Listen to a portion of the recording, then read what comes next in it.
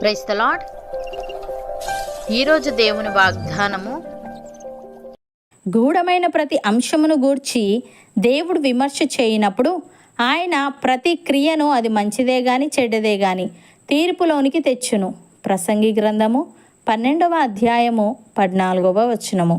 సహోదరి సహోదరులారా, ప్రసంగి తీర్పు గురించి ఇక్కడ మాట్లాడుతున్నాడు. ప్రతి విషయాన్ని దేవుడు తీర్పులోనికి తెస్తాడని, మనుషులు చేసే ప్రతి పని అది మంచిదే గాని చెడ్డదే గాని తీర్పులోనికి వస్తుందని ఇక్కడ తెలియజేస్తున్నాడు. ప్రియులారా, మనిషి ఉండవలసిన విధంగా ఉండడానికి మార్గం ఏమిటో ప్రసంగి చెప్పలేదు, కానీ మనిషి తాను చేసే క్రియలకు తానే బాధ్యుడని, వాటి గురించి దేవుని తీర్పును ఎదుర్కోవాలని మాత్రం స్పష్టంగా చెప్పాడు. అయితే క్రొత్త నిబంధనలో మనిషి ఉండవలసిన విధంగా ఉండడం ఎలా అన్న విషయం చాలా స్పష్టంగా వెల్లడైంది. విశ్వాసులు క్రీస్తులాగా ఉండాలి, ఆయనలాగానే దేవుని కోసం జీవించాలి, ఆయన విషయంలో లాగానే మరణానికి వారిపై ఎలాంటి అధికారమూ లేదు. యేసు ప్రభువులో సాక్షాత్తు దేవుని జీవం ఉంది. విశ్వాసుల జీవం ఆయనే. ఆయనలో మాత్రమే మనుష్యులు నిత్య జీవాన్ని పొందుకోగలరు. అనగా విశ్వాసులు మరణించరు అని కాదు. విశ్వాసులు శరీర సంబంధంగా మరణిస్తారు, కానీ వారి ఆత్మ శాశ్వతంగా జీవిస్తుంది. ఆత్మ సంబంధమైన మరణం వారిని ఎన్నడూ తాకదు. భక్తుడు ఈ విధంగా అంటున్నాడు: భూమి మీద మన గుడారమైన ఈ నివాసము శిథిలమైపోయినను, చేతి పని కాక దేవుని చేత కట్టబడినదియు నిత్యమైనదియునైన నివాసము పరలోకమందు మనకున్నదని ఎరుగుదుము. మనము దిగంబరులము కాక వస్త్రము ధరించుకొనిన వారముగా కనబడుదుము. కాబట్టి పరలోకము నుండి వచ్చు మన నివాసము దీనిపైని ధరించుకొనని అపేక్షించుచు దీనిలో మూలుగుచున్నాము. ఈ గుడారములోనున్న మనము భారము మోసుకొని మూలుగుచున్నాము. ఇది తీసివేయవలనని కాదు గాని మర్తమైనది జీవము చేత మింగివేయబడినట్లు ఆ నివాసమును దీనిపైన ధరించుకొనగోరుచున్నాము. దీని నిమిత్తము మనలను సిద్ధపరుచిన వాడు దేవుడే, మరియు ఆయన తన ఆత్మను సంచకరువును మనకు అనుగ్రహించి ఉన్నాడు.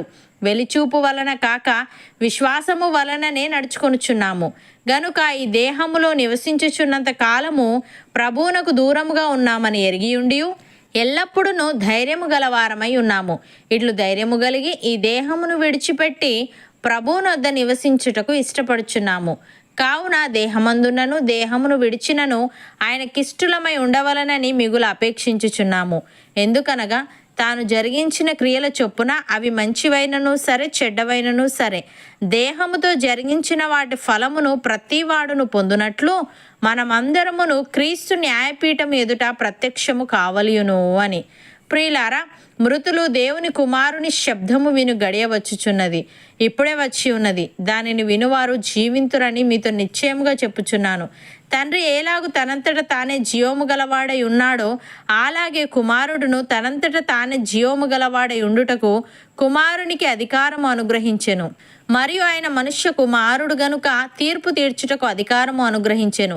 దీనికి ఆశ్చర్యపడకుడి, ఒక కాలము వచ్చుచున్నది, ఆ కాలమున సమాధులలోనున్న వారందరూ ఆయన శబ్దము విని మేలు చేసిన వారు జీవ పునరుత్థానమునకును కీడు చేసిన వారు తీర్పు పునరుత్థానమునకును బయటికి వచ్చెదరు. అపోస్తలుడైన పౌలు కొరింథీయులకు వ్రాస్తూ ఈ విధంగా అంటున్నాడు: మీ చేతనైనను ఏ మనుష్యుని చేతనైనను నేను విమర్శింపబడుట నాకు మిక్కిలి అల్పమైన సంగతి. నన్ను నేనే విమర్శించుకొనను, నా యందు నాకు ఏ దోషమును కానరాదు. అయినను ఇందువలన నీతిమంతుడనుగా ఎంచబడను. నన్ను విమర్శించువాడు ప్రభువే. కాబట్టి సమయము రాక మునుపు, అనగా ప్రభువు వచ్చు వరకు దేనిని గూర్చి తీర్పు తీర్చకూడి. ఆయన అంధకారమందలి రహస్యములను వెలుగులోనికి తెచ్చి హృదయములలోని ఆలోచనలను బయలుపరుచినప్పుడు ప్రతి వానికిని తగిన మెప్పు దేవుని వలన కలుగును అని. సహోదరి సహోదరులారా, దేవుని దృష్టికి కనబడని సృష్టం ఏదీయూ లేదు. మనం ఎవనికి లెక్క చెప్పవలసి ఉన్నదో ఆ దేవుని కన్నులకు సమస్తమును మరుగులేక తేటగా ఉన్నది. ఆకాశ మండలము గుండా వెళ్ళిన దేవుని కుమారుడైన యేసు అను గొప్ప ప్రధాన యాజకుడు మనకు ఉన్నాడు గనుక మనము ఒప్పుకొనిన దానిని గట్టిగా చేపట్టుదము. మన ప్రధాన యాజకుడు మన బలహీనతల యందు మనతో సహానుభవము లేనివాడు కాడు గాని సమస్త విషయములలోనూ మన వలనే శోధింపబడినను ఆయన పాపము లేనివాడుగా ఉండెను. గనుక మనము కనికరింపబడి సమయోచితమైన సహాయము కొరకు కృప పొందినట్లు ధైర్యముతో కృపాసనమునొద్దకు చేరుదము. అవును అన్నవారు నాతో పాటు ప్రార్థనలో ఏకీభవించండి.